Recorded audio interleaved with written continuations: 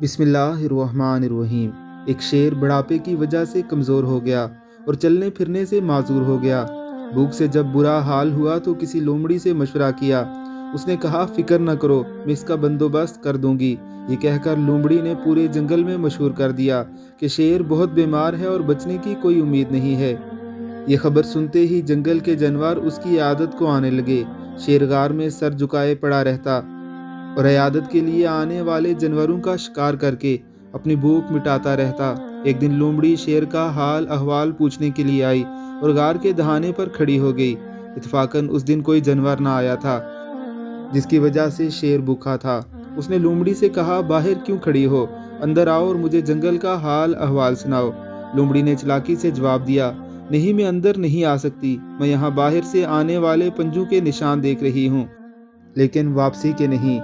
हासिल कलाम ये है कि अंजाम पर हमेशा नज़र रखने वाले हर किस्म के नुकसान से महफूज रहते हैं।